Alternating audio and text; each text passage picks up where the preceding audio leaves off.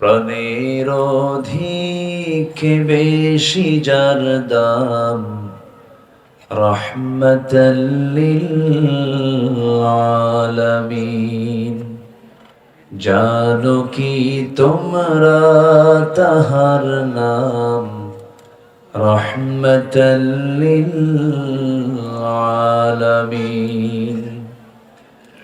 অসহায়ের বুকে যে জন গোপনে করে সওয়ার, দরুদ পড়ে সুবহে ও শাম, রহমাতাল লিল আলামিন। আল্লাহ রাব্বুল আলামিন নিয়তের বিশুদ্ধতার অভাবে অনেক বান্দাকে জাহান্নাম দেবেন। এই হাদিসটা যখন আমার চোখের সামনে পড়ে, হঠাৎ করে আমার ভিতরে কেমন যেন একটা কাঁপুনি শুরু হয়ে যায়, না জানি সেই কাপের আমরা যাই কিনা। আমার বন্ধুগণ, সেই জন্য সবার আগে বাহিরটা সুন্দর করব না ভিতরটা সুন্দর করব? বলেন বলেন, কি সুন্দর করব? কি সুন্দর করব? ভিতরটা। ভিতরে যদি ঠিক হয়ে যায়, সব ঠিক হয়ে যাবে। কে সফল?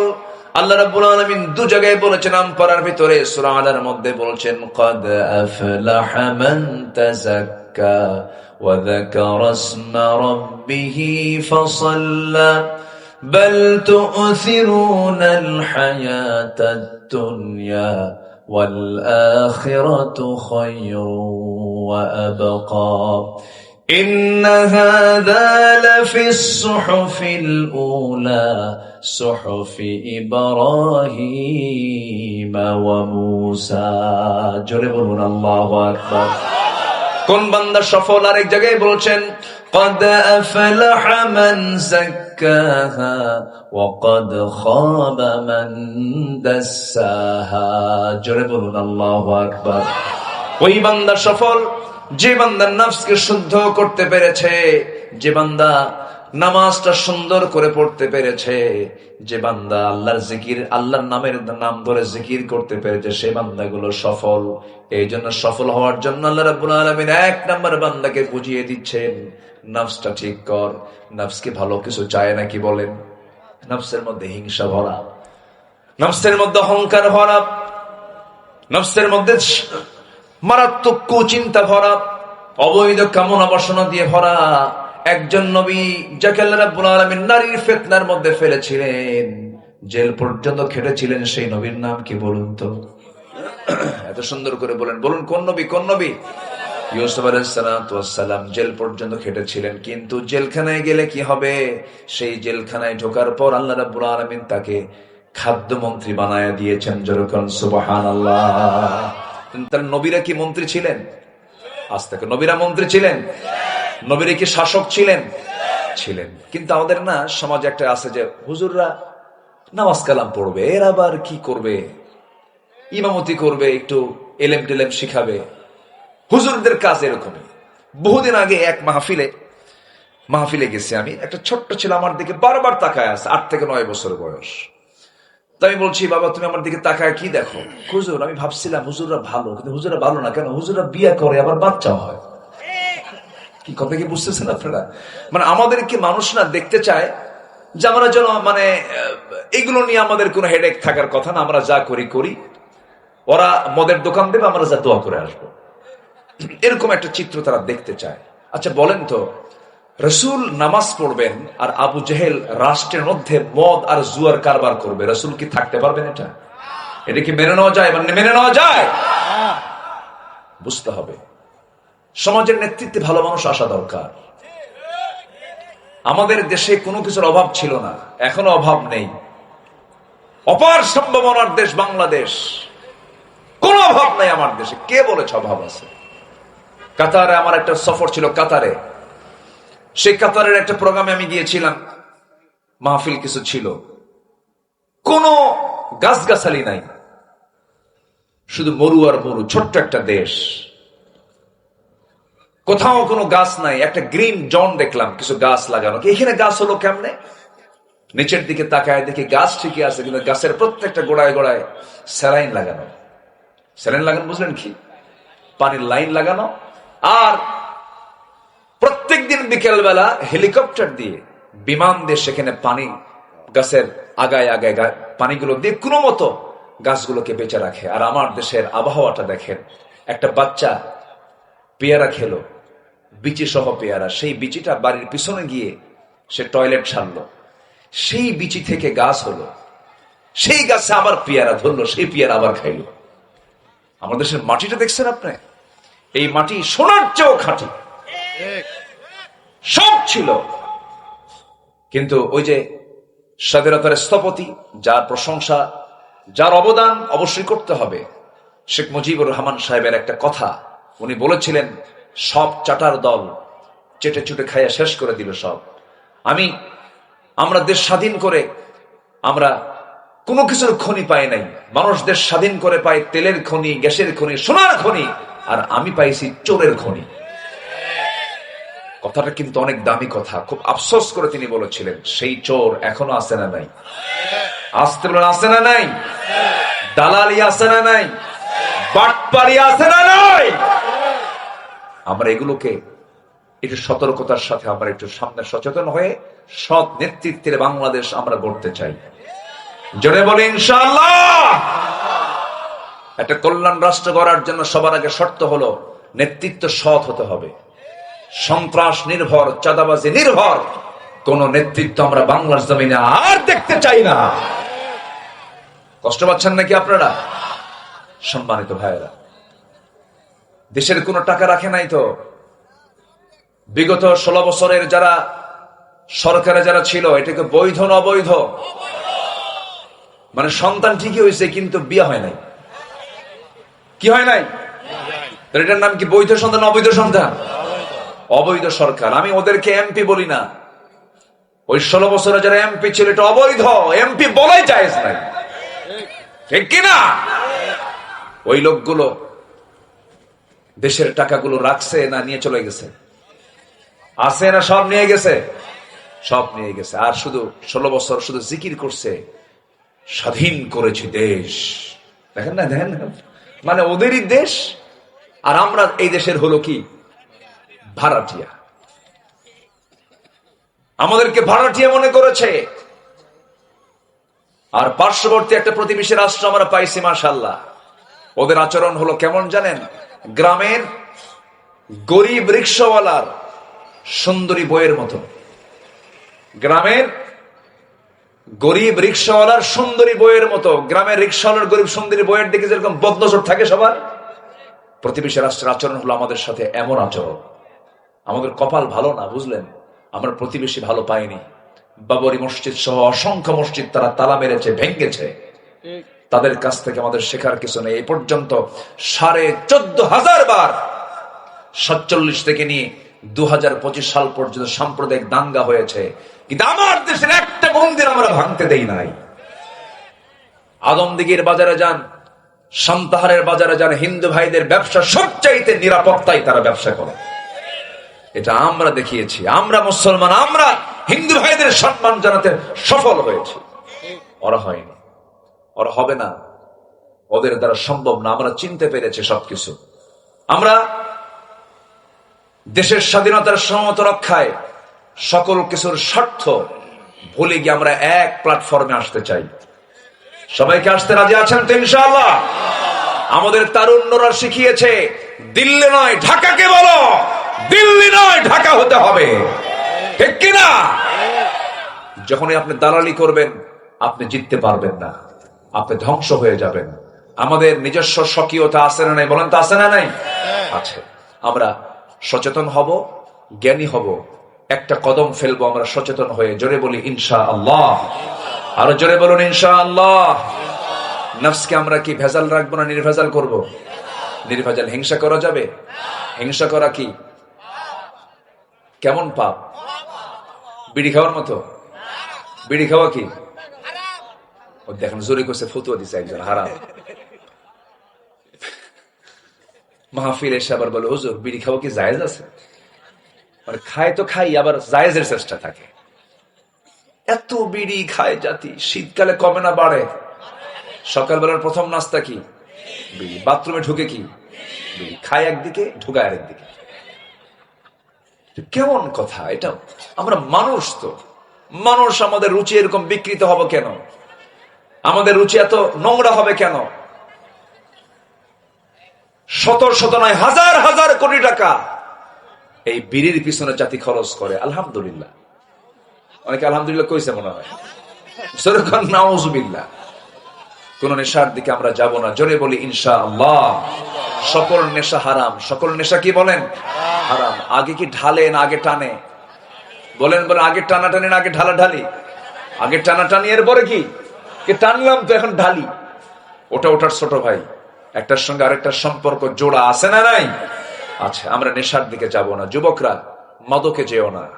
স্মার্টফোনের আসক্তি, free fire, PUBG games, casino, এই সমস্ত দিকে সময় নষ্ট করে তোমার জীবন যৌবনকে ধ্বংস করে দিও না।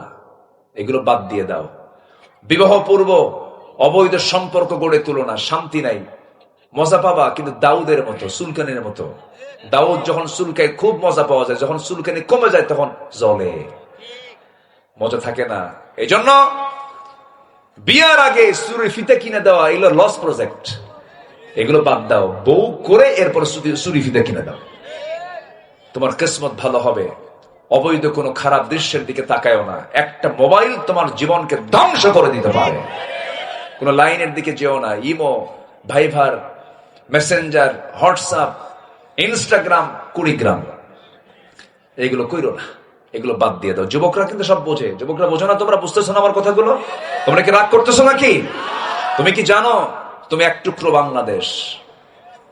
তুমি বাংলাদেশের স্বাধীনতা রক্ষার জন্য তুমি জীবন দিয়েছো জুলাই আগস্টে, ঠিক কিনা?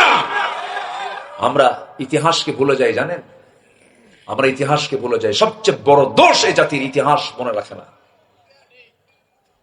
কি করে তারা জীবন বাজি রেখে রাস্তায় নামলো, জীবন দিল। শোনেন, জীবন দেওয়া সহজ না। যত রক্ত লাগে দেব, প্রয়োজনে লোক পাঠাবো, আমি যাব না। এই জাতীয় লোক কম না বেশি বলেন তো? আমার সন্তানরা সব মাঠে নেমেছে। কি পরিমাণ ত্যাগ তাদের! ভাবছিলাম যুবকরা মনে হয় শেষ হয়ে গেল, না, জাতে মাতাল। তাহলে ঠিক একদম দুপুর বেলা যে কোনো ভবনে মুরগির রান খাইছে। খাইছে না? খাইছে না? খাইছে না?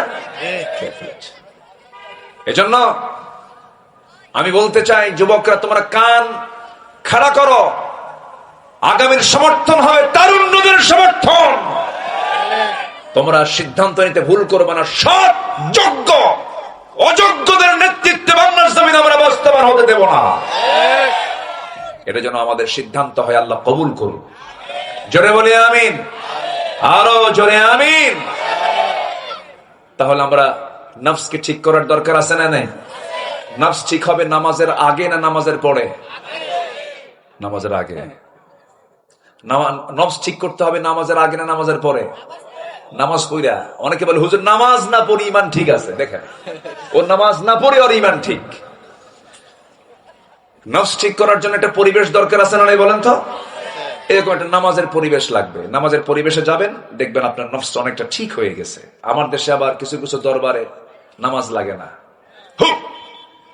খাজা দিল কর তাজা, ইসমে জালাল গাজার কলকি খাওয়া হালাল। যেরকম নাউজুবিল্লাহ। এখানে এক ভাই ছিলেন, কই উনি? আমার জেল পার্টনার। কই লিটন ভাই? কই চলে গেছে? আচ্ছা, আমার লিটন ভাই, আমরা জেলখানায় ছিলাম বেশ কিছুদিন। 2018 সালে। হ্যাঁ, বসেন বসেন বসেন। হ্যাঁ, পিন্টু চেয়ারম্যান সহ। পিন্টু শুনছেন না আপনারা? হ্যাঁ, বসেন। জেলখানায় গেছিলাম। হাসিনা দাওয়াত দিছিল, গেছিলাম। দাওয়াত দিয়ে নিয়ে চলে গেল, থাকলাম। আমরা তো দেশের কোন নেতৃত্বে ছিলাম না। আমরা তো দেশ চালাই নাই ভাই। ধরার কি দরকার ছিল বলেন? এই ধরার কারণে তো আজকে সে দিল্লি গিয়ে চলে বসে থাকলো। এগুলো যদি না করতো সে ভালোই থাকতো। তো কি দরকার ছিল এগুলো করার? কি প্রয়োজন ছিল? কি অহংকার দেখছেন? রাজাকারের নাতিপুতিরা চাকরি পাবে? কথার সাইজ দেখেন। একটা প্রধানমন্ত্রীর ভাষা এমনটা হওয়া উচিত নয়। প্রধানমন্ত্রী একার না সবার? একার না সবার? ওই পদ, ওই চেয়ারটা সবার জন্য। আমার আল্লাহ তাআলা ফকিরকে খাওয়ান, ধনীকে খাওয়ান। আমার আল্লাহ তাআলা কাফেরকে খাওয়ান। আমার আল্লাহ তাআলা মুশরিককে খাওয়ান, আমার আল্লাহ তাআলা জিনাকারকে খাওয়ান, আমার আল্লাহ তাআলা চোর ডাকাত সন্ত্রাস সবাইকে খাওয়ান। আল্লাহ খাওয়ান না? খাওয়ান। যিনি প্রধানমন্ত্রী হবেন তার একটু ভাবনা থাকা উচিত। কিন্তু ওই দেখেন না, কথা সাইজ দেখেন না, আমার বাপ এদের স্বাধীন করছে, প্রায় প্রায় বলতো না এই কথা, প্রায় প্রায় বলতো না, মানে ওটা তার পৈতৃক সম্পত্তি আর আমরা তার ভাড়াটিয়া। আল্লাহ কয় যা দিল্লি যা, বসে থাক যা। আল্লামা সাঈদী 25 বছর আগের বক্তব্য আল্লাহ পাক কবুল করে নিয়েছেন। উনি বলেছিলেন, গাছের গোড়ায় নাড়া দেব, মামাবাড়ি দিল্লি গিয়ে পড়বা। কোথায় গিয়ে পড়ছে বলেন? কোথায় গিয়ে পড়ছে? দিল্লির পাশাপাশি আরো জায়গা ছিল না? কলকাতা ছিল, আসাম ছিল, তারপরে ত্রিপুরার কি বলে আগরতলা ছিল, ইউপি ছিল, চেন্নাই ছিল, রাজস্থান ছিল, হায়দ্রাবাদ ছিল, এরপরে নেপাল, ভুটান, শ্রীলঙ্কা, মায়ানমার, ইয়াঙ্গুন, এরপরে ছিল বোনের বাড়ি লন্ডন, বিয়ের বাড়ি আমেরিকা। সব কোথাও যায় না, চলে গেছে মামা বাড়ি দিল্লি। আল্লাহ ওয়ালা যারা, তাদের দোয়া কে কবুল করেন? আসতে কে কবুল করেন? উনি বলেছিলেন, আমার সম্মান নিয়ে যারা সিনেমিনে খেলছে, আল্লাহ তুমি তাদেরকে জাতির সামনে ল্যাংটা করে দাও। দেয়নি? আছে না নাই? আল্লাহ আল্লাহ শোনেন কিনা? শোনেন, আল্লাহ সব শোনেন। আল্লাহু আকবার, আল্লাহু আকবার। সম্মানিত ভাইয়েরা, তাহলে নামাজ পড়ে ইমান ঠিক করব না ইমান ঠিক করে নামাজ পড়বো? বলেন বলেন বলেন। আচ্ছা বলেন তো, আমার দেশে কোন ওয়াক্তে সবচাইতে কম মুসল্লি মসজিদে পাওয়া যায়? ফজর। আচ্ছা বলুন আবার, আমার দেশে কোন ওয়াক্তে সবচাইতে বাড়িতে মানুষ বেশি পাওয়া যায়? বলেন। এখন চুপ করে আছে, দেখছেন কেউ হয়। তাহলে ফজর ওয়াক্তেই মসজিদে কম মুসল্লি, আবার ফজর ওয়াক্তেই বাড়িতে মানুষ বেশি থাকে। তাহলে মানুষগুলো বাড়িতে বসে কি কামটা করে? কি করে? কিন্তু আল্লাহ বলছেন, আসসালাতু খায়রুম মিনান নাওম, ঘুম থেকে কি নামাজ উত্তম। ঘুমায়। মনে আছে কি আপনাদের, কোন এক শুক্রবারে মাঝখানে ভূমিকম্প হলো? শুনছেন আপনারা? একটু টেরও তো পাওয়ার কথা। ধাক্কা মারছেন একটা। এই ধাক্কা কার? বলেন, এই ধাক্কা কার ধাক্কা? আল্লাহর ধাক্কা। কি সহজ না জটিল? বিল্ডিং বানালেন, যুগ যুগ ধরে বিল্ডিং বানায় রাখলেন, আর একটু নাড়া দিলে সব শীত হয়ে পড়বে, একটাও থাকবে না। কার কথা? সেদিন ঢাকা সিটিতে কোনো বাড়িতে মানুষ ছিল না। একটা ঢেউ দিয়ে গেছে আল্লাহ, একটা ঢেউ, একটা নাড়া দিয়ে গেছে, একটা বাড়িতে মানুষ নাই। যখন বাড়ি থেকে নামছে, পায়ে জুতা ছিল? এখানে কি কোট টাইটাই ছিল? কিছু ছিল? কেমনে দৌড় মারছে? যা ছিল সাথে মারছে দৌড়। দৌড় মেরে বাড়ি ঘর যা আছে সব থুইয়া রাস্তার ফকির। মাত্র কয়েক সেকেন্ডের কিসের ফকির কম? রাস্তার ফকির। আচ্ছা, এই যে বের হলো ঘর থেকে 10:30টার দিকে, কার ভয়ে? আল্লাহ। ভালো করে রাখুন, আল্লাহর ভয়ে বের হয়েছে। আল্লাহর ভয়ে বের হতো কোন সময়? ফজরে। বলেন, আল্লাহর ভয়ে বের হতো কোন সময় বলেন তো? ফজরে বের হয় নাই দেখেই তো মরার ভয় দিছে এখানে আল্লাহ। বের হ, যা। মনে হয় রাগ করতেছেন আপনারা?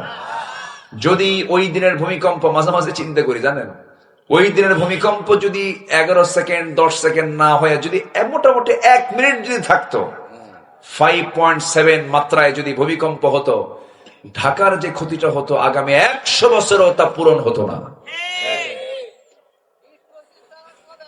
আমার আল্লাহ তাআলার কি ক্ষমতা! আর সে আল্লাহর জমিনে থেকে বান্দা কত বড় বিদ্রোহ করে, আল্লাহর বিরুদ্ধে কথা বলে। আবুল সরকার কয় আল্লাহর মাথাও নাই, কিছুই নাই, এবং বলে আল্লাহ কোরআনে নাচতে কইছে কয়েকবার। কেমনে? কুল আউযু বিরাব্বিন নাস মালিকিন নাস তোরাও নাস। উচিত ছিল এদেরকে আম গাছের সঙ্গে বাইন্ধে থুইয়া 1.5 হাতের লাঠি দিয়ে 1.5 হাত লাঠি পিটাইয়া সোজা করা দরকার, ঠিক কিনা? বদমাইশ এগুলো। আবার এদের পক্ষে ফরহাদ মাযহাররা কথা বলে, এগুলো বদমাইশ, এগুলো সব, এগুলো বাজে কথা বলবেন না। এগুলো যারা নাস্তিক, আগামীর সরকারের যারা আসবেন, আমাদের দাবি হচ্ছে, ইমানের দাবি এটা, আল্লাহ রসুল কোরআন ইসলাম নিয়ে যারা বাজে কথা বলবে এমন আইন প্রণয়ন করা হোক যা 54 বছর হয়নি। এই সমস্ত নাস্তিক মুরতাদদের প্রকাশ্যে ধরে হত্যা করে এদের রক্ত মাংস হাড় হাড্ডি কুত্তা বিলাই দিয়ে খাওয়ানো দরকার। রাজি আছেন কারা কারা? হাত উঁচু করে দেখান মুসলমান।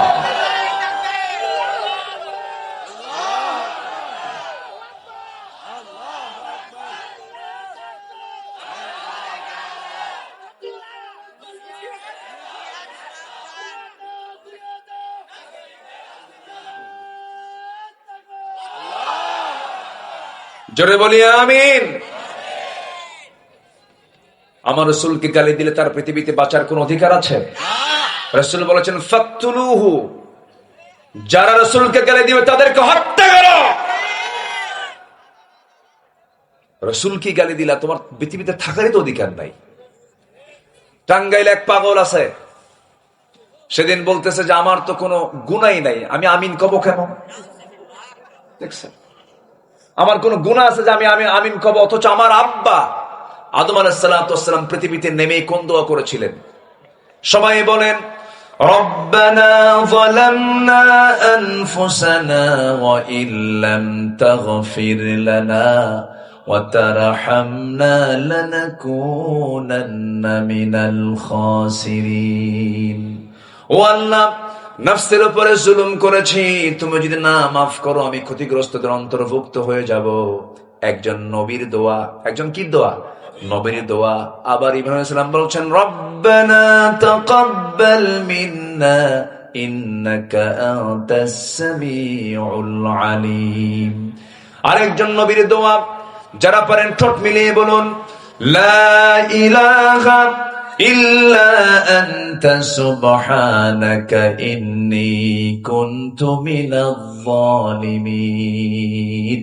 আমার বন্ধুগণ নবীর আল্লাহর কাছে ক্ষমা চায়, প্রার্থনা করে, আর লতিফ সিদ্দিকী কই আমার কোনো গুনাহ নাই। পিটাইয়া সোজা করা দরকার বেদগুলো, বদমাইশ এগুলো, যা মনে আসে তাই কয়। আছে না এরকম? আছে না? আছে না? আছে না? যা মনে আসে তা বলবেন কেন আপনি? এগুলো ঈমান হারা হয়ে যাবেন।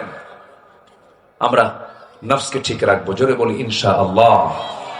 এই যে আমরা একটা দোয়া পড়লাম, দোয়া ইউনুস, এই দোয়াকে কোন নবী কইছে? কোন নবী? তাকে বিপদে পড়ে আল্লাহ পাক বিপদে ফেলেছিলেন। উনি কিসের পেটে ছিলেন? কিসের পেটে বলেন? মাছের পেটে। আল্লাহকে বলছেন উনি? আল্লাহকে বলেছেন? সেই দোয়া এখনো আছে না নাই? কিয়ামত পর্যন্ত বান্দা এই দোয়াটা পড়বে। এই দোয়া প্রথম শুরু করেছেন ইউনুস আলাইহিস সালাম। বিপদে পড়লি আমরা এই দোয়াটা পড়বো, জোরে বলি ইনশাআল্লাহ। বহুদিন আগে আমার ঝিনাইদহ জেলার মহেশপুর আমার একটা মাহফিল ছিল। মহেশপুর থেকে আমি কুষ্টিয়া হয়ে ঢাকা ঢুকবো, এরকম প্ল্যান। তো ঝিনাইদহর কালীগঞ্জ থেকে আমি কুষ্টিয়ার দিকে আসতে নিয়ে একটা ডাকাতের কবলে পড়লাম। ডাকাতি চলছিল, প্রচন্ড কুয়াশা, দেখা যাচ্ছে না সামনের দিকে। বহু ট্রাক সেখানে থেমে গেছে, আর সামনে একটা গাছ কেবলামুখী করে রেখে দিছে। কি করে কেবলামুখী করে রাখছে পীর সাহেবরা। তো ডাকাতি শুরু করছে। এখন আমি, সেই দিনের ড্রাইভারটা ছিল আবার একটু ওই যে কানে কম শোনে, এটাকে এলাকায় কি বলে? ঠসা, ঠসা, বয়রা, বধির। আচ্ছা, কানে কম শোনে এরকম একটা লোক ড্রাইভার ছিল সেদিন, অনেক আগের কথা। তো আমি দেখি যে কুয়াশা, কিন্তু গাড়ি যাচ্ছে না, প্রচন্ড কুয়াশা, দেখা যাচ্ছে না। ডাকাতি হচ্ছে, আওয়াজ শোনা যাচ্ছে, একটু চিৎকার হচ্ছে, মনে হয় কোনো চাপাতি দিয়ে গুতাচ্ছে, চেষ্টা করছে।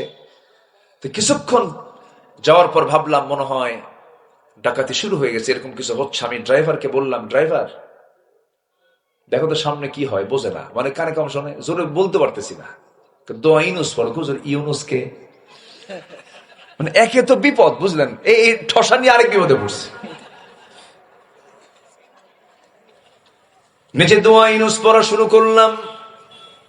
এক পর্যায়ে দেখি দোয়া ইউনুস যত বেশি পড়তেছি, ডাকাতের একটা গ্রুপ, ডাকাতের একটা দলের একটা লোক এসে দরজায় গেটের কাছে এসে কাছের কাছে টোকাচ্ছে। আমি সিটটা ফোল্ডিং করে শুয়ে আছি যেন না দেখে, কিন্তু মনে মনে চিন্তা করলাম, আল্লাহ দোয়া কইলাম ইউনুস, কিন্তু টোকায় কেন? কি কথা কি বুঝতেছ? ও তোমারে ডাকে, কি করবো আল্লাহ? থরথর করে কাঁপতেছিলাম।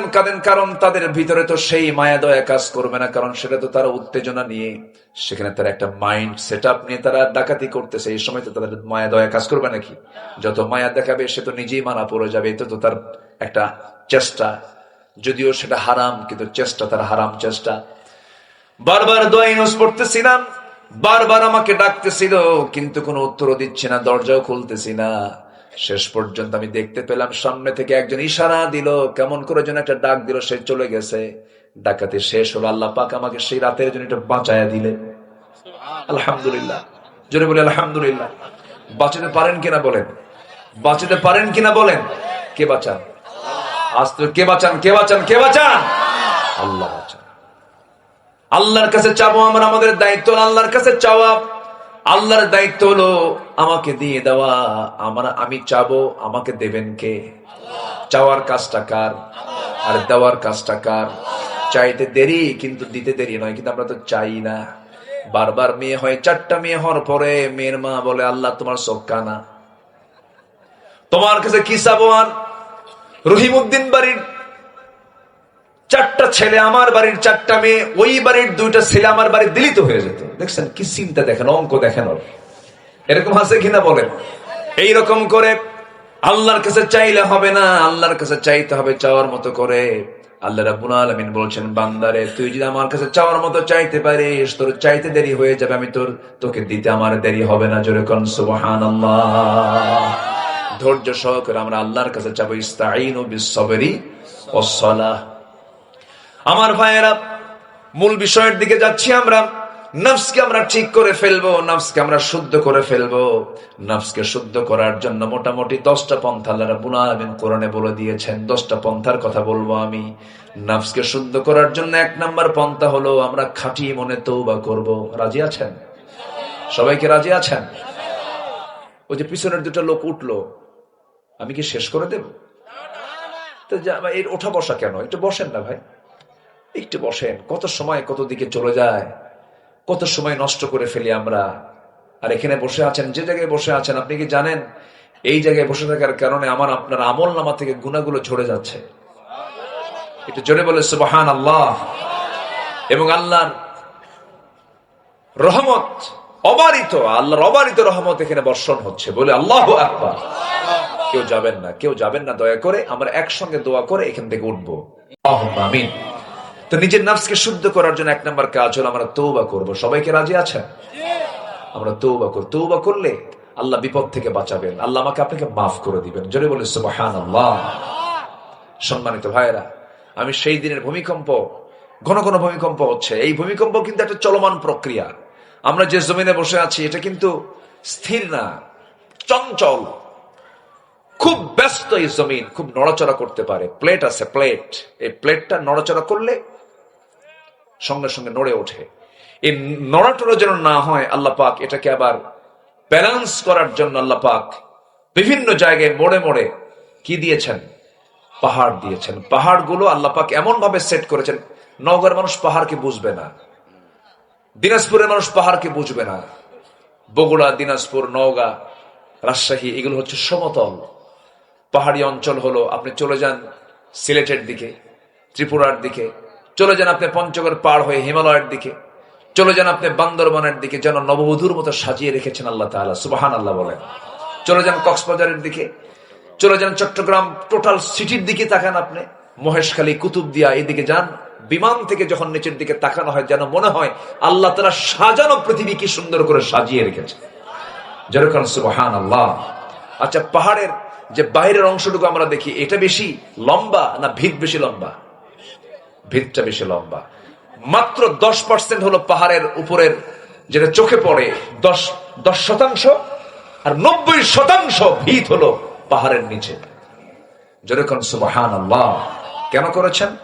এটা করার কারণ হলো আল্লাহ রাব্বুল আলামিন বলেন, وَأَلْقَى فِي الْأَرْضِ رَوَاسِيَ أَن تَمِيدَ بِكُمْ أَنْهَارًا وَسُبُلًا لَعَلَّكُمْ تَهْتَدُونَ। আর জমিনে তিনি স্থাপন করেছেন সুদৃঢ় পর্বতমালা, পাহাড় পর্বতমালা তিনি তৈরি করেছেন যাতে তোমাদের নিয়ে জমিন যেন হেলে না যায়, নড়াচড়া না করে। সুবহানাল্লাহ বলা যাবে না? আর নদ নদী পথ সমূহ দিয়েছেন যেন তোমরা পথ প্রাপ্ত হও। এই আকাশের চাঁদটা দিয়েছেন, এটা হলো রাতের ঘড়ি। এই ঘড়িকে দেখে দেখে নাবিকরা ওই যে যুদ্ধ জাহাজ, রণতরী, এমনকি যে সমস্ত মালামাল যান বহন করে নৌকা পথে, এই সমস্ত তারকাগুলো দেখে দেখে, এই সমস্ত চাঁদ গুলো দেখে দেখি তারা পথ নির্দেশ করে, সুন্দর করে চলে। সুবহানাল্লাহ বলা যাবে না? কে দিয়েছেন? কে দিয়েছেন? আসতে বলুন না, কে দিয়েছেন? বলেন, আল্লাহ দিয়েছেন। আল্লাহ বলছেন, বান্দা তোর আমি সব দিলাম, বান্দা তুই আমাকে ভুলবি না। কেউ যেটা দেয় নাই সেটা আমি তোকে দিয়েছি। মাথা থেকে শুরু করে পা পর্যন্ত আপনি যা কিছু দেখেন না কেন, সব কার দেওয়া? আসতে বলবেন না, কার দেওয়া? চোখ দিয়েছেন কে? চোখের মধ্যে পানি দিয়েছেন কে? প্রত্যেকটা দিন বান্দার চোখ থেকে 1 মিলিলিটার পানি বের হয়। এই চোখের পানিকে আল্লাহ পাক মিঠা করেছেন না লবণ করেছেন? লবণ করে দিয়েছেন। মিঠা কেন করলেন না? মিঠা করলে চোখটা জীবাণুওয়ালা হয়ে যাবে, চোখের মধ্যে জীবাণু ঢুকে যাবে, বান্দার কানা হয়ে যাবে, অন্ধ হয়ে যাবে। চোখের পানিকে আল্লাহ রাব্বুল আলামিন লবণ করেছেন, এই জন্য লবণ সমস্ত দূষিত অংশকে বের করে দেয়। আল্লাহ পাক চোখের পিছনে মেশিন সেট করে চোখের পানিকে লবণ করে দিয়েছেন। চোখের পলকটা প্রতি মিনিটে 15 থেকে 20 বার নড়াচড়া করে। এটা হলো চোখের প্রাকৃতিক ওয়াইফার। গাড়ির যেমন ওয়াইফার থাকে, বান্দার চোখের ওয়াইফার হলো এই পলক। আল্লাহ রাব্বুল আলামিন সুন্দর করে চোখটা সেট করে দিয়েছেন 2 হাড়ের ঠিক মাঝখানে, সহজে চোখে আঘাত লাগে না। এবং এই চোখটাকে আল্লাহ রাব্বুল আলামিন এমন সুন্দর করে বানিয়ে দিয়েছেন, বান্দা নিজের চোখের দিকে তাকায় দেখো, আলাম নাজআল লাহু আইনাইন। চোখের পানিকে লবণ করেছেন। আবার মুখের ভিতরে যে জিহ্বা আছে, জিহ্বার চতুর্দিকের পানিটা লবণ না কি করেছেন? বলেন, কি করেছেন? মুখের পানি, মুখের লালাইটা কি কেমন স্বাদ লাগে? হ্যাঁ, স্বাদ লাগে? কি স্বাদ লাগে? মুখের লালার স্বাদ আছে নাকি? ভটকা, পাইনসা, কি এলাকায় কি কয়? পাইনসা কয়? আচ্ছা, যেটার কোনো স্বাদই নাই। অথচ দেখেন মুখের লালা একই দেহের ভিতরে স্বাধীন করেছেন। চোখের পানি আবার লবণ করে দিয়েছেন। বলা, এই ছেলে তুমি ডিজাইন পাইছো কোথায়? হুজুর বুঝবেন না, এগুলো বুঝবেন না। কোথায় পাইছো কও? মেসি, তুমি কি নেইমার, তুমি কি কুত্তা? জোরে কর নাউজুবিল্লাহ। এগুলো করবো না আমরা। যুবকরা এগুলোর সঙ্গে যাবা না। পোশাক সুন্দর করে ফেলো, মাইন্ডটাকে সেট আপ দাও ইসলাম দিয়ে। মাইন্ড সেট আপ দিবা কি দিয়া? ইসলাম দিয়ে। ফরম্যাট সাজানো ইসলাম দিয়ে। ইসলাম দিয়ে সাজানো জীবন গ্রহণ করো, তোমার জীবনটা ফুলের মতো সুন্দর হয়ে যাবে। আল্লাহ কবুল করেন, জোরে বলি আমিন। আসিয়া কার বউ? বলেন, কার বউ? ইমান হারা হয়েছে? ইমান হারা হয় নাই। আর এখনকার স্বামীগুলো বউটারে হুন্ডায় চড়ায়। হুন্ডায় চড়ে, হুন্ডার তো আওয়াজ নাই। আগের তো ইয়ামাহা হুন্ডার যুগে তো ভট ভট ভট ভট আওয়াজ ছিল। এখন তো দামি যতই হুন্ডা হোক না কেন, আওয়াজ তো কম। এখন আওয়াজ না হলে তো বউ দেখবে না কেউ।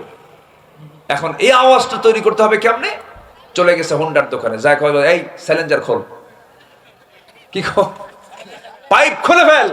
পাইপ খুলে ফেলার পরে ভট ভট আওয়াজ হয়। হুন্ডায় তুলে এক দিলে এক টানে চলে গেছে কোথায়? না, ও হাঁপানিয়া চলে গেছে। কই গেছে? হাঁপানিয়া। একটা না হাঁপানিয়া যে টান দিছে, এমন আওয়াজ, 2 পার্শ্ব থেকে তাকায় আর বলে, এই কি যায় রে? এই যে আপনি এই সমস্ত অপকর্মগুলো করলেন, এটার জন্য জবাব দিতে হবে কার আদালতে? বউ কি ব্যক্তিগত সম্পদ না জাতীয় সম্পদ? আসতে কয়, বলেন, এটা কি পার্সোনাল না পাবলিক? যেরকম বউ কি পাবলিক হয় না পার্সোনাল হয়? আর হুন্ডাই চড়ে ঘুরায় যারা, তারা কি বানায়? পাবলিক। দেখ সব মজা নেই। যেরকম নাউজুবিল্লাহ। এই বিকৃত চিন্তা থেকে আল্লাহ পাক মুসলিম উম্মাহকে হেফাজত করো। জোরে বলি আল্লাহুম্মা আমিন। মেয়েদেরকে মার্কেটে একা পাঠাবেন না। মেয়েদের হজে একা যাওয়া জায়েজ না। হজে একা পাঠাবেন কেন? আপনি স্বামী আছেন, আপনি যাবেন না? আপনার ভাই আছেন যাবেন, বাবা আছেন যাবেন। মেয়েদেরকে একা কখনো পাঠানো ঠিক না। তো মেয়েরা তো রাজরানী, তাদের সাথে একটা হেল্পার থাকবে, চাকর থাকবে, বাপ, ভাই, চাচা, মামা, জামাই, একটা মাহরাম সাথে থাকবে। মেয়েরা একা যাবে না কোথাও। মেয়েদের জন্য একটা হেল্পার কে দিয়ে দিয়েছেন? কে দিয়ে দিয়েছেন?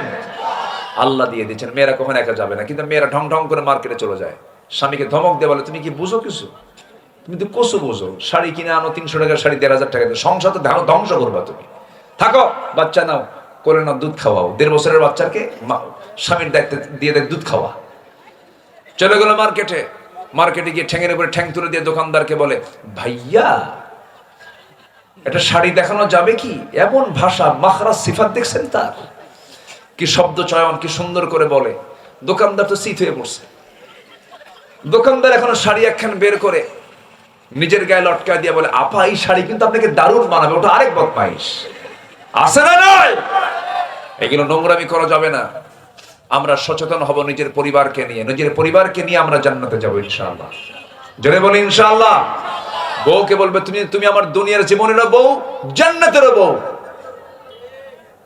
কি আসতে কোন কেন? যুবক যারা বিয়ে করেন তারাও কয় ঠিক, তুমি তো বিয়ে করো নাই, তুমি কি করবে? ভবিষ্যৎ প্ল্যান আছে মাশাআল্লাহ। জান্নাতে বউ নিবেন না আপনারা? না, এত আওয়াজ আসতে হলে তো লক্ষণ ভালো না। জান্নাতে বউ কি নিবেন আপনারা? হ্যাঁ, বুড়া চাচাও কইছে, কিন্তু বুড়ি জানলে কিন্তু খবর আছে। মেয়ে মানুষ আল্লাহ পাক কেমন ভাবে বানিয়েছেন, হুরের গল্প করলেও হিংসা করে। জান্নাতে হুর দেবে এই গল্প যদি করা হয় তাও হিংসা করে। অতএব এই হুরের গল্প যদি করতেই হয় সকালবেলা করবেন, রাত্রেবেলা যেন করেন না। রাত্রে বিছানায় একই বিছানায় শুইয়া চাদরের নিচে শুইয়া যদি গল্প করেন হুররা, জান্নাতে অনেক সুন্দর হবে। আল্লাহ পাক অনেক নিয়ামত দিয়েছেন। বলা হলো তোমাকে টুকরো করা হবে, 2 টুকরো করে দুনিয়া থেকে বিদায় করা হবে। আসিয়া বলছেন তুমি আমাকে মৃত্যুর হুমকি দেখাও, আল্লাহ পাক আমাকে নাকের মধ্যে জান্নাতের ঘ্রাণ দেখায় দেয়। যেরকম সুবহানাল্লাহ। আল্লাহ ইতিহাসে কি নাম রেখেছেন আসিয়ার, কোরআনে তার নামটা আসছে, তার দোয়াটা আসছে। সুবহানাল্লাহ বলেন। আল্লাহ পাক তার দোয়া এমন ভাবে পছন্দ করেছেন যে কোরআনের মধ্যে তার দোয়া তুলে ধরেছেন। যখন ফেরাউন তার জন্য জল্লাদ পাঠায় দিয়া 2 টুকরো করে দুনিয়া থেকে বিদায় করে দেবে, জল্লাদ সামনে রেডি। ফেরাউন বলছে আসিয়া তোমার সঙ্গে আমার কোনোদিন গন্ডগোল ছিল না, তোমার সঙ্গে আমার কোনোদিন লাগেও নাই, সাংসারিক জীবনটা ভালোই ছিল আসিয়া, সব ঠিক থাকবে, তুমি আমার ফার্স্ট লেডি অফ ইজিপ্ট, আমার পরেই তোমার দাম, আমি তোমাকে সব সম্মান দিয়েছি, দয়া করে মুসার দিনটা ছেড়ে দাও। আসিয়া বলছেন এটা মুসার দিন নয়, এটা আমার আল্লাহ তাআলার দিন, আমি ছাড়বো না। সঙ্গে সঙ্গে ফেরাউন কি করলো, জল্লাদকে রেডি করে বললো করাত দিয়ে মাথা ধর।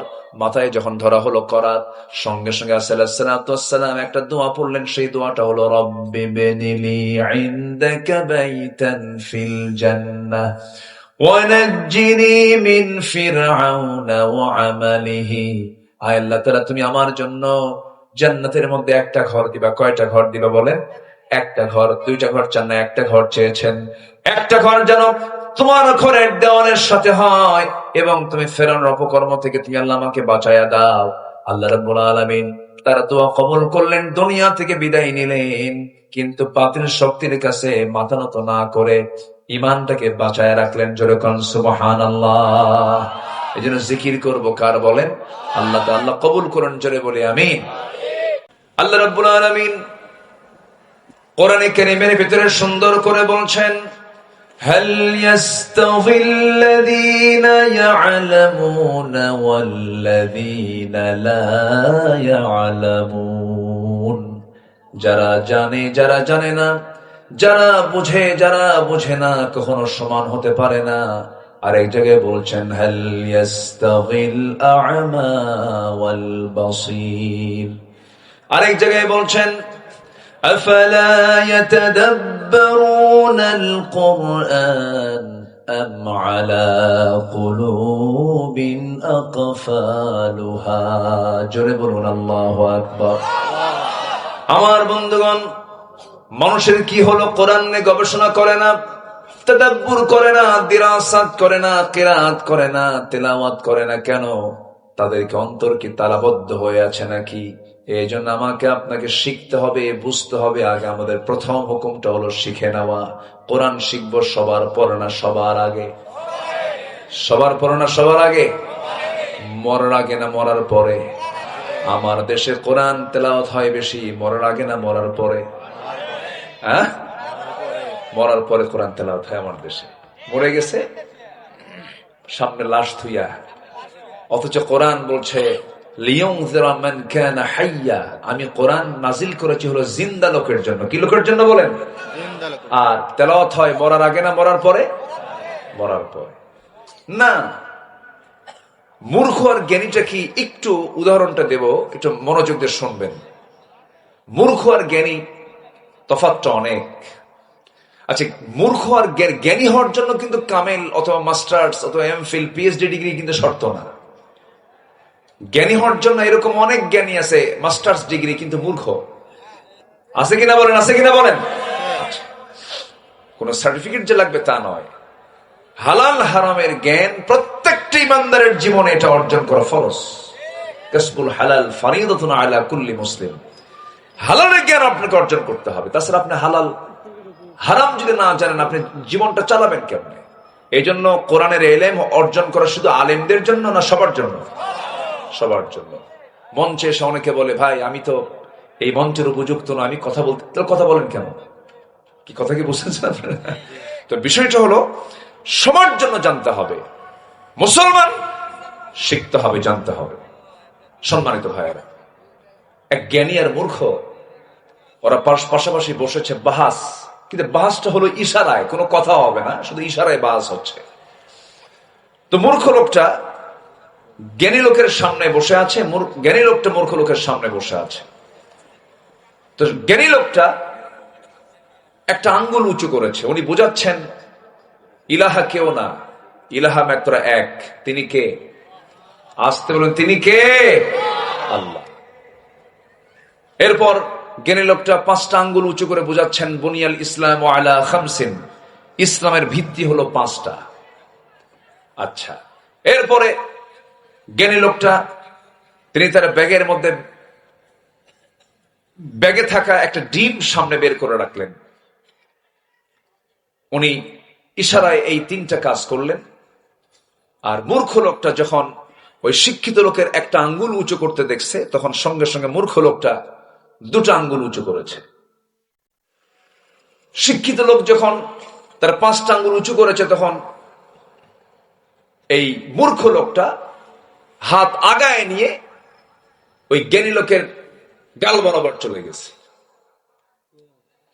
এরপরে জ্ঞানী লোকটা যখন তার ব্যাগের ভিতর থেকে যখন ডিম বের করেছে, তখন সে তার ব্যাগ থেকে একটা পেঁয়াজ বের করেছে। এখন ইশারায় বাহাস শেষ। এবার বলা হলো, জ্ঞানী মানুষ আপনি এটা কি বুঝালেন? জ্ঞানী বলছে, আমি আর কি জ্ঞানী, এই লোকটা আমার চাইতে বেশি জ্ঞানী। কেন?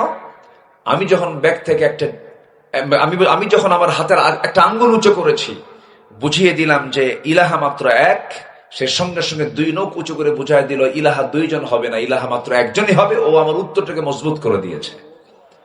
জ্ঞানী লোকের চিন্তা। এবার বলছে, আমি যখন 5 আঙ্গুল উঁচু করলাম, তখন বুঝাই দিলাম ইসলামের ভিত্তি হলো 5টা। সে আমার উত্তরকে মজবুত করে সে আমার হাতের দিকে, আমার দেহের দিকে আগায় নিয়ে আসছে। হাতের 5টা আঙ্গুল চবড়াঘাত করতে চাচ্ছে, মানে বুঝাই দিচ্ছে এর চাইতে যে বেশি বলবে তাকে থাপ্পড় মেরে সোজা করে দেওয়া হবে। জ্ঞানীর চেতনা এটা। এবার বলা হলো, আমি যখন ডিম বের করে বুঝালাম পৃথিবী ডিমের মতো গোলাকার, তখন সে আমার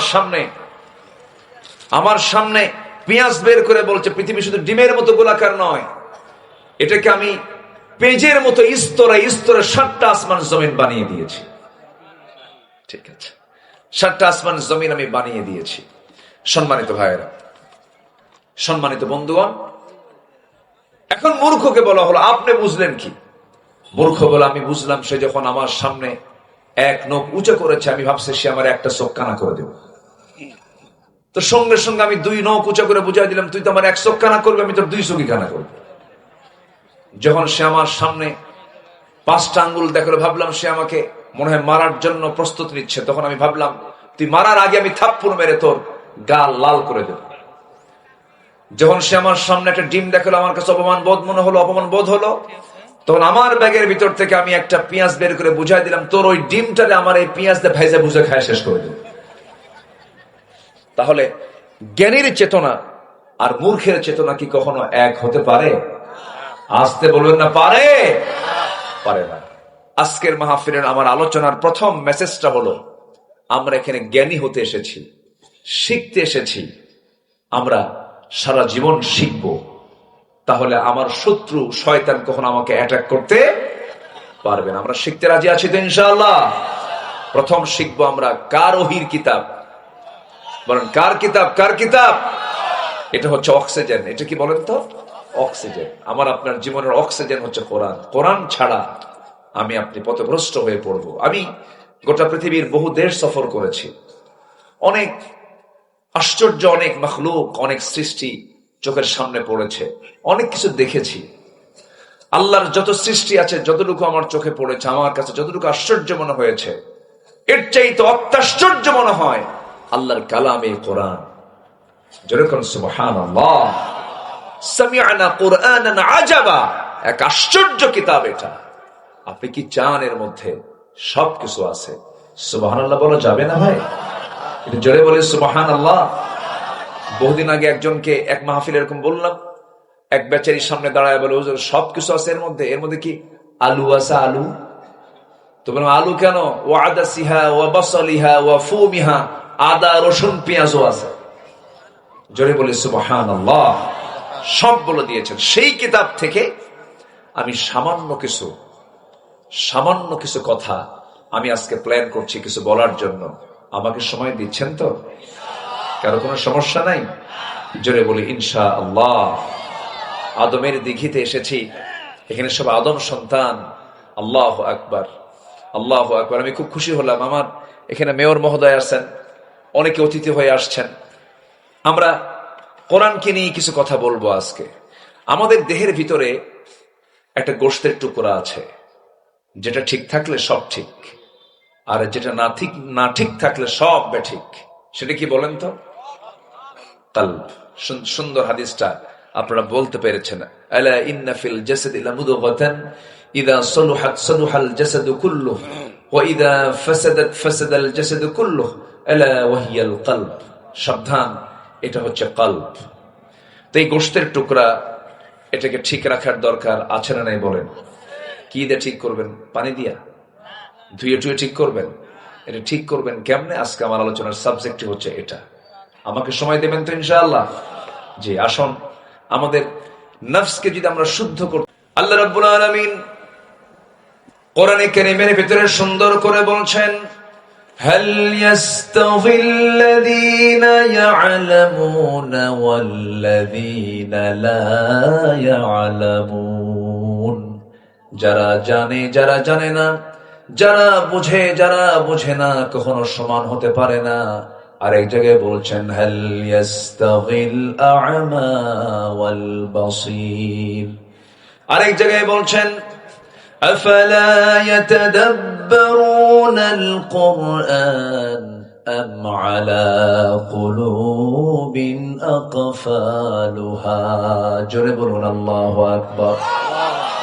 আমার বন্ধুগণ, মানুষের কি হলো? কোরআন নিয়ে গবেষণা করে না, তাদাব্বুর করে না, দিরাসাত করে না, কিরাত করে না, তেলাওয়াত করে না। কেন? তাদেরকে অন্তর কি তালাবদ্ধ হয়ে আছে নাকি? এই জন্য আমাকে আপনাকে শিখতে হবে, বুঝতে হবে। আগে আমাদের প্রথম হুকুমটা হলো শিখে নেওয়া। কোরআন শিখবো সবার পরে না সবার আগে? সবার পরে না সবার আগে? মরার আগে না মরার পরে? আমার দেশে কোরআন তেলাওয়াত হয় বেশি মরার আগে না মরার পরে? হ্যাঁ, মরার পরে কোরআন তেলাওয়াত হয় আমার দেশে। মরে গেছে সামনে লাশ থুইয়া, অথচ কোরআন বলছে লিয়ুনযিরা মান কানা হাইয়া। আমি কোরআন নাজিল করেছি হলো জিন্দা লোকের জন্য। কি লোকের জন্য বলেন? আর তেলাওয়াত হয় মরার আগে না মরার পরে?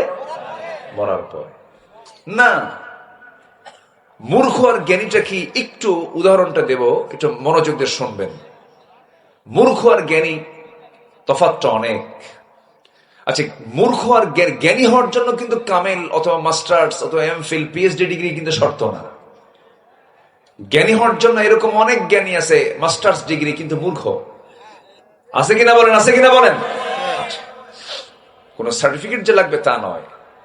হালাল হারামের জ্ঞান প্রত্যেকটা ইমানদারের জীবনে এটা অর্জন করা ফরজ। কাসবুল হালাল ফারিদাতুন আলা কুল্লি মুসলিম। হালালের জ্ঞান আপনাকে অর্জন করতে হবে। তাছাড়া আপনি হালাল হারাম যদি না জানেন, আপনি জীবনটা চালাবেন কেমনে? এই জন্য কোরআনের ইলম অর্জন করা শুধু আলেমদের জন্য না সবার জন্য? সবার জন্য। মঞ্চে এসে অনেকে বলে, ভাই আমি তো এই মঞ্চের উপযুক্ত না, আমি কথা বলতে। তো কথা বলেন কেন? কি কথা কি বুঝতেছেন? তো বিষয়টা হলো সবার জন্য জানতে হবে, মুসলমান শিখতে হবে, জানতে হবে। সম্মানিত ভাইয়েরা, এক জ্ঞানী আর মূর্খ ওরা পাশাপাশি বসেছে, বাহাস। কিন্তু বাহাসটা হলো ইশারায়, কোনো কথা হবে না, শুধু ইশারায় বাহাস হচ্ছে। তো মূর্খ লোকটা জ্ঞানী লোকের সামনে বসে আছে, জ্ঞানী লোকটা মূর্খ লোকের সামনে বসে আছে। তো জ্ঞানী লোকটা একটা আঙ্গুল উঁচু করেছে, উনি বোঝাচ্ছেন ইলাহা কেউ না, ইলাহা মাত্র এক। তিনি কে? আসতে বলুন, তিনি কে? আল্লাহ। এরপর জ্ঞানী লোকটা 5টা আঙ্গুল উঁচু করে বোঝাচ্ছেন বুনিয়াল ইসলাম আলা খামসিন, ইসলামের ভিত্তি হলো 5টা। আচ্ছা, এরপরে জ্ঞানী লোকটা তিনি তার ব্যাগে থাকা একটা ডিম সামনে বের করে রাখলেন। উনি ইশারায় এই 3টা কাজ করলেন। আর মূর্খ লোকটা যখন ওই শিক্ষিত লোকের একটা আঙ্গুল উঁচু করতে দেখছে, তখন সঙ্গে সঙ্গে মূর্খ লোকটা 2টা আঙ্গুল উঁচু করেছে।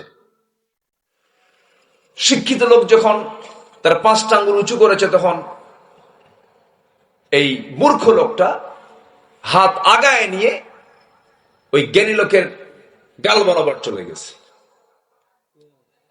এরপরে জ্ঞানী লোকটা যখন তার ব্যাগের ভিতর থেকে যখন ডিম বের করেছে, তখন সে তার ব্যাগ থেকে একটা পেঁয়াজ বের করেছে। এখন ইশারায় বাহাস শেষ। এবার বলা হলো, জ্ঞানী মানুষ আপনি এটা কি বুঝালেন? জ্ঞানী বলছে, আমি আর কি জ্ঞানী, এই লোকটা আমার চাইতে বেশি জ্ঞানী। কেন? আমি যখন ব্যাগ থেকে আমি যখন আমার হাতের একটা আঙ্গুল উঁচু করেছি, বুঝিয়ে দিলাম যে ইলাহা মাত্র এক, সে সঙ্গে সঙ্গে 2 নখ উঁচু করে বুঝাই দিল ইলাহা 2 জন হবে না, ইলাহা মাত্র একজনই হবে। ও আমার উত্তরটাকে মজবুত করে দিয়েছে। জ্ঞানী লোকের চিন্তা। এবার বলছে, আমি যখন 5 আঙ্গুল উঁচু করলাম, তখন বুঝাই দিলাম ইসলামের ভিত্তি হলো 5টা। সে আমার উত্তরকে মজবুত করে সে আমার হাতের দিকে, আমার দেহের দিকে আগায় নিয়ে আসছে। হাতের 5টা আঙ্গুল চবড়াঘাত করতে চাচ্ছে, মানে বুঝাই দিচ্ছে এর চাইতে যে বেশি বলবে তাকে থাপ্পড় মেরে সোজা করে দেওয়া হবে। জ্ঞানীর চেতনা এটা। এবার বলা হলো, আমি যখন ডিম বের করে বুঝালাম পৃথিবী ডিমের মতো গোলাকার, তখন সে আমার সামনে পেঁয়াজ বের করে বলছে পৃথিবী শুধু ডিমের মতো গোলাকার নয়, এটাকে আমি পেঁজের মতো স্তরে স্তরে 7টা আসমান জমিন বানিয়ে দিয়েছি। ঠিক আছে, 7টা আসমান জমিন আমি বানিয়ে দিয়েছি। সম্মানিত ভাইয়েরা, সম্মানিত বন্ধুগণ, এখন মূর্খকে বলা হলো, আপনি বুঝলেন কি? মূর্খ বলে, আমি বুঝলাম সে যখন আমার সামনে 1 নখ উঁচু করেছে, আমি ভাবছি সে আমার একটা চোখ কানা করে দেব। তো সঙ্গে সঙ্গে আমি 2 নখ উঁচু করে বুঝাই দিলাম, তুই তো আমার 1 চোখ কানা করবি, আমি তোর 2 চোখই কানা করবো। যখন সে আমার সামনে 5টা আঙ্গুল দেখলো, ভাবলাম সে আমাকে মনে হয় মারার জন্য প্রস্তুত নিচ্ছে। তখন আমি ভাবলাম, তুই মারার আগে আমি থাপ্পড় মেরে তোর গাল লাল করে দেব। যখন সে আমার সামনে একটা ডিম দেখলো, আমার কাছে অপমান বোধ হলো, তখন আমার ব্যাগের ভিতর থেকে আমি একটা পেঁয়াজ বের করে বুঝাই দিলাম, তোর ওই ডিমটারে আমার এই পেঁয়াজ দিয়ে ভেজে বুঝে খায় শেষ করে দেব। তাহলে জ্ঞানীর চেতনা আর মূর্খের চেতনা কি কখনো এক হতে পারে? আসতে বলবেন না, পারে? পারে না। আজকের মাহফিলের আমার আলোচনার প্রথম মেসেজটা হলো, আমরা এখানে জ্ঞানী হতে এসেছি, শিখতে এসেছি। আমরা সারা জীবন শিখব। তাহলে আমার শত্রু শয়তান কখনো আমাকে অ্যাটাক করতে পারবে না। আমরা শিখতে রাজি আছি তো ইনশাআল্লাহ? প্রথম শিখবো আমরা কার ওহীর কিতাব। বলেন, কার কিতাব? কার কিতাব? এটা হচ্ছে অক্সিজেন। এটা কি বলেন তো? অক্সিজেন। আমার আপনার জীবনের অক্সিজেন হচ্ছে কোরআন। কোরআন ছাড়া আমি আপনি পথভ্রষ্ট হয়ে পড়বো। আমি গোটা পৃথিবীর বহু দেশ সফর করেছি। অনেক আশ্চর্য, অনেক মাখলুক, অনেক সৃষ্টি চোখের সামনে পড়েছে। অনেক কিছু দেখেছি। আল্লাহর যত সৃষ্টি আছে, যতটুকু আমার চোখে পড়েছে, আমার কাছে যতটুকু আশ্চর্য মনে হয়েছে, এর চাইতে অত্যাশ্চর্য মনে হয় আল্লাহর কালামে কোরআন। যেরকম সুবহানাল্লাহ, সামি'না কুরআনান আজাবা, এক আশ্চর্য কিতাব এটা। আপনি কি চান এর মধ্যে সবকিছু আছে? সুবহানাল্লাহ বলা যাবে না ভাই? এটা জোরে বলে সুবহানাল্লাহ। বহুদিন আগে একজনকে এক মাহফিল এরকম বললাম, এক বেচারির সামনে দাঁড়ায় বলে, হুজুর সবকিছু আছে এর মধ্যে কি আলু আছে? আলু তো বললাম, আলু কেন? ও আদা সিহা ও বাসলিহা ও ফুমিহা, আদা রসুন পেঁয়াজও আছে। জোরে বলি সুবহানাল্লাহ। সব বলে দিয়েছেন। সেই কিতাব থেকে আমি সামান্য কিছু কথা আমি আজকে প্ল্যান করছি কিছু বলার জন্য। আমাকে সময় দিচ্ছেন তো? কারো কোনো সমস্যা নাই? জোরে বলি ইনশাআল্লাহ। আদমের দিঘিতে এসেছি, এখানে সব আদম সন্তান। আল্লাহু আকবার, আল্লাহু আকবার। আমি খুব খুশি হলাম, আমার এখানে মেয়র মহোদয় আছেন, অনেকে অতিথি হয়ে আসছেন। আমরা কোরআনকে নিয়ে কিছু কথা বলবো আজকে। আমাদের দেহের ভিতরে একটা গোশতের টুকরা আছে, যেটা ঠিক থাকলে সব ঠিক, আর যেটা না ঠিক থাকলে সব বেঠিক। সেটা কি বলেন তো? কলব। সুন্দর হাদিসটা আপনারা বলতে পেরেছেন। আলা ইন্না ফিল জাসাদি লামুদগাতান ইযা সালুহাত সালুহাল জাসাদু কুল্লুহু ওয়া ইযা ফাসাদাত ফাসাদাল জাসাদু কুল্লুহু আলা ওয়া হিয়াল কলব। সাবধান, এটা হচ্ছে কলব। তো এই গোশতের টুকরা, এটাকে ঠিক রাখার দরকার আছে না নাই বলেন? কি দিয়ে ঠিক করবেন? পানি দিয়া ধুয়ে টুয়ে ঠিক করবেন? এটা ঠিক করবেন কেমনে? আজকে আমার আলোচনার সাবজেক্ট হচ্ছে এটা। আমাকে সময় দেবেন তো ইনশাআল্লাহ? জি, আসুন আমাদের নফসকে যদি আমরা শুদ্ধ করতে, আল্লাহুম্মা আমিন। রব্বানা যালামনা আনফুসানা ওয়া ইল্লাম তাগফির লানা ওয়া তারহামনা লানাকুনান্না মিনাল খাসিরিন। গভীর রাত, নিঝুম রাত, ঝিমানো রাত্রিতে চাঁদের মতো হাজারো মুসলমান নরনারী নিয়ে তোমার কালামের 2-3টা আয়াতকে সামনে রেখে কাঙ্গাল ফিকারির মতো দুটো হাত পেতেছি। আল্লাহ, গুনার দিকে নজর দিও না, বান্দা মনে করে তামাম জিন্দেগির গুনাহগুলোকে মাফ করে দাও। জনম দুঃখিনী মা যারা বিদায় নিলেন, জিন্দেগির গুনাহগুলো মাফ করো, কবরগুলোকে জান্নাতের টুকরা বানায়া দাও। আব্বা আম্মা যারা চলে গেল রে, তুমি তো দোয়া শিখিয়ে দিয়েছ, আওয়াজ দিয়ে বলুন রব্বিরহামহুমা কামা রব্বায়ানি সগীরা। রব্বিরহামহুমা কামা রব্বায়ানি সগীরা। বিশেষ করে মাহফিলটার আয়োজন করলেন যারা, শোনার জন্য আসলেন যারা, বিনিময়ে কিয়ামতের কঠিন ময়দান যেদিন কেউ কাউকে চিনবে না, মা সন্তানকে পর্যন্ত স্বীকার করে বসবে, যেদিন মানুষ কাঁদতে কাঁদতে চোখের পানিগুলো ফুরে যাবে, চোখ থেকে রক্ত বের হওয়া শুরু হয়ে যাবে, সেই কঠিন মুসিবতের দিন এ মাহফিল সবার জন্য নাজাতের মাধ্যম তুমি আল্লাহ বানাইয়া দিও। ও আল্লাহ, এই গ্রামের প্রত্যেকটা ঘরকে ইসলামের দুর্গ বানায়া দাও, গ্রামে ফজরের মুসল্লি বাড়ায়া দাও। আমার ডানে বামে সামনে পিছনে যত বায়াত তুলেছেন, যারা যা প্রার্থনা তুমি দয়া করে কবুল আর মঞ্জুর করে নাও। দুনিয়া থেকে কোন দিন বিদায় নেব জানি না রে আল্লাহ, মরতে যখন হবে তুমি আল্লাহ শহীদ মওত কপালে জুটাইয়া দিও। আল্লাহুম্মা হাসিবনি হিসাবান ইয়াসিরা ইয়া মুকাল্লিবাল কুলুব সাব্বিত কলবি আলা দীনিক। আল্লাহুম্মা ইন্নী আউযু বিকা মিনাল হাম্মি ওয়াল হাযানি ওয়াল আজাজি ওয়াল কাসলি ওয়াল জুবনি ওয়াল বুখল ওয়া দালা'id দাইনি ওয়া গলাবাতির রিজাল। লা তাদা' লানা যামবান ইল্লা গফরতাহু ওয়া লা হাম্মান ইল্লা ফাররাজতাহু ওয়া লা দাইনান ইল্লা কাদাইতাহু ওয়া লা মারিদান ইল্লা শাফাইতাহু ওয়া লা মুজাহিদান في سبيلك إلا نصرته ولا حاجة من حوائج الدنيا والآخرة। আল্লাহ, আশপাশে কত মাইয়াত শুয়ে আছেন, আশপাশে কত আত্মীয় স্বজন শুয়ে আছেন, কবরের আযাব মাফ করো, কবরগুলোকে জান্নাতের টুকরা বানায়া দাও।